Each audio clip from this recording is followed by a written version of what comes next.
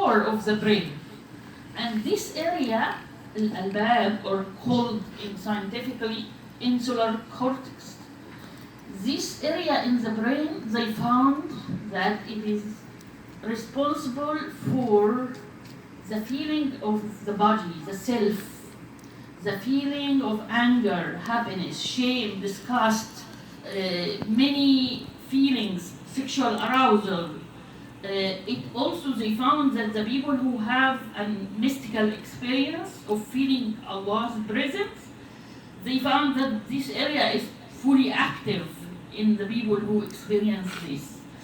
So when I found the ayat in the Quran where the word ulul albab or the phrase ulul albab is mentioned, I found that every function in the ayah that is related to al albab is also scientifically related to the insular cortex, which is the deepest area in the brain. So you can see how Allah is describing everything accurately. Prophet Muhammad ﷺ wouldn't have that knowledge, but Allah is the creator, and He gives us science within ourselves in the horizon in order to have certainty, yaqeen, that this is the truth, that the Quran is truth, that Allah is the truth, al-haq.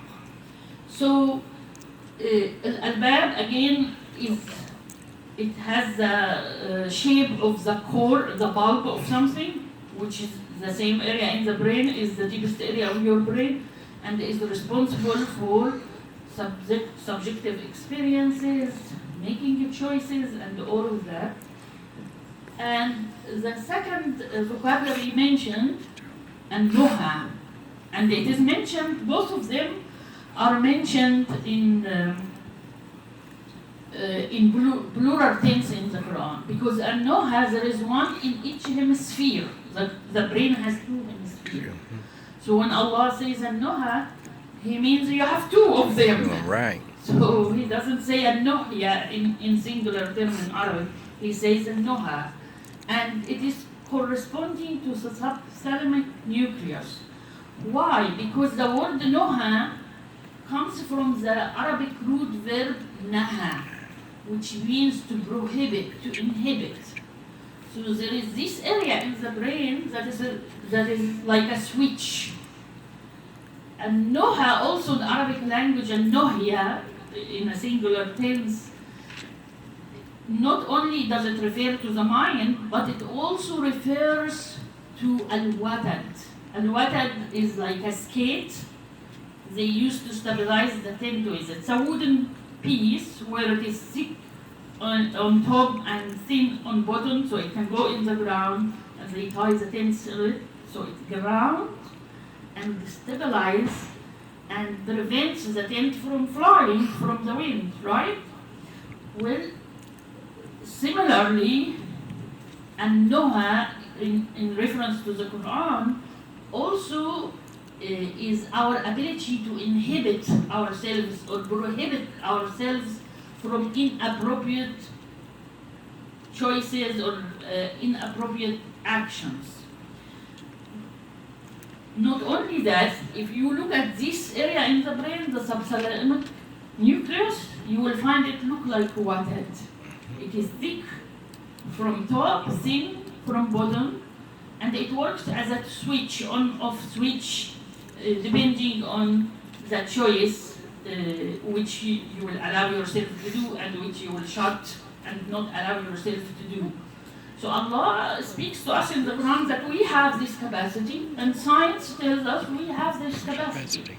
For example, people who have this area in the brain damaged, they will not be able to act appropriately, and those are forgiven. They are giving for us here to help us understand ourselves and to see the gifts of Allah, appreciate the gifts of Allah that He gave us. As for them, they are forgiven, they are compensated in the hereafter. And the next vocabulary mentioned in the Quran is al-hijr. Al-hijr also, هل في ذلك قسم لذي حجر. We will go through this ayat in a second, but I wanted to say that the word hijr also comes from the root verb hajara. Hajara ala means he prevents it, he inhibits it. So it also has to do with our ability to inhibit ourselves or prohibit or prevent ourselves from acting or speaking inappropriately. And it is called caudate nucleus in the brain. The amazing thing is al-hijr. You all know Hijr Ismail. Who listened to this phrase before? Hijr Ismail. Yeah. It's in the Kaaba. It looks like a wall, C-shape. And al-hijr, the caudate nucleus in the brain is a C-shape also. Yeah, It's a just like C-shaped area. It is part of our inhibitory system that helps us to inhibit or prevent ourselves or prohibit ourselves from acting or speaking inappropriately. So it's amazing that Allah uses a strange word, al-hijr. It is used once in the Quran, which refers to a wall that looks preventive wall that looks C-shaped, and it has to do with our choices, as I will show in the ayat when I put the projector on. So this shows the accuracy of the Quran too. Al-Nasiya is another vocabulary used for the mind. It's the forelock, but it is the prefrontal cortex, which science has proven it has to do with our decision making, executive actions, decision making, and it is specifically active when we have shame and guilt, when we lie. And guess what? In the Quran is also mentioned in relation to feeling remorse or shame or lie, that Allah said He will take the liar from his forehead. How Allah takes the liar in their forehead? It's here and now, because the liar inside does not feel right, and the body reacts instantly to lying because of the shame. So this area is already active in the brain because Allah designed it that way. That's why there is a machine that can detect a liar. See how Allah makes the evidence inside us. Don't you look in yourselves so you can see the truth? Allah tells us in the Quran, look within yourselves and look in the horizon. They both will tell you about Allah. They will show you the evidence that the Quran is true, the evidence that Allah exists. So that's about the prefrontal cortex. And then there is the spinal cord, which is Habl al-Warid. Many people translate it as the jugular vein. But in my research, I suggest or I propose, only Allah knows, but I'll tell you why I suggest that it is the spinal cord. Because the word habl means cord. It means a rope. And al-warid means like a tube. An input and the output tube. Because the word warada, which is the root verb of the word warid, warada means someone who goes to the well to take something. So that means that this is an input-output tube or rope or cord. So that is the spinal cord in the body is what connects the heart to the brain. Or in other words, connects the mind and the spirit. It is the part that connects the brain to the heart. And as I said, the brain allows you to do the free choices in a limited way because you're not free of consequences. And the heart is what is under Allah's control because you don't tell your heart slow down and you don't have a choice. Your heart reacts automatically. It is part of your autonomic nervous system. And the spinal cord is what connects both.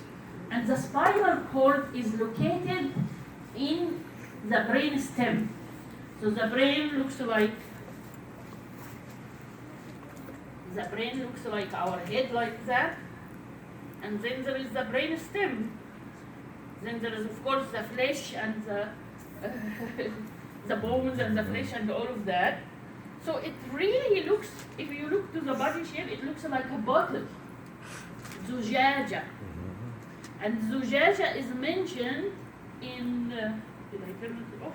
No. He does. Oh, I just Yes, switched just wait.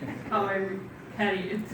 So the body, if you look, we look like a zujaja, like a bottle. Usually translated as glass, but literally means bottle. So it says Allah is the light of the heavens and the earth. Allahu nuru samawati wal ard. مثلا نوريه, the example or the metaphor of his light is like a niche, a mishkah.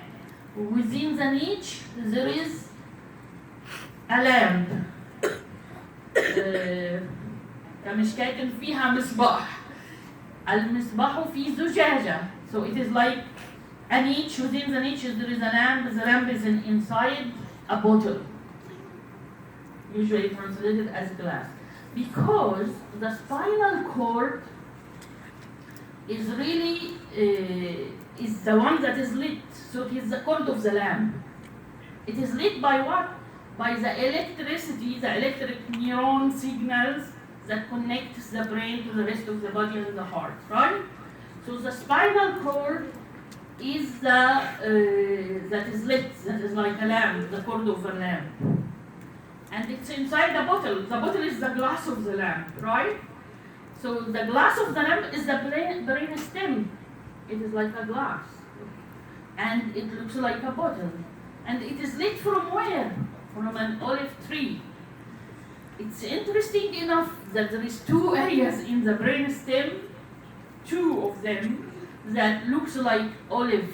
They call it the olivary bark. Even scientists call it such. And it is this that activates the neurons, the electric signals in the brain stem, in the spinal cord, to take it to the heart and the rest of the body, and take from the body and the senses and send to the brain. So, subhanAllah, it is described like that in the Quran. It is lit from this olive tree. But what is the light of Allah? It's the knowledge, the consciousness, to be aware, to be able to gain knowledge. That is the example of Allah, is inside you.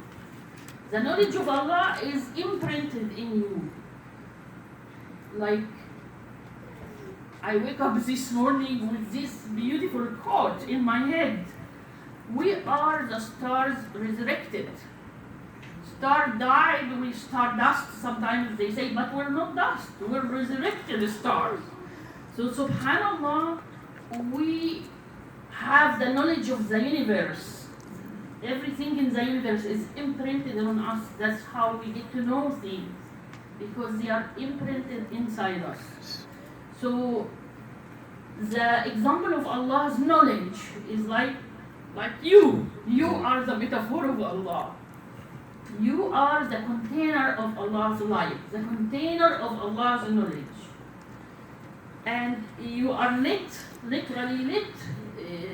When we show the projector, you will see that if you look at your body inside with all the electric signal, it looks like a bottle lit, illuminated. So subhanAllah, this illumination gives you knowledge. So now I would like to connect the projector, but before that, anyone has a comment or a question about what presented so far? Very good.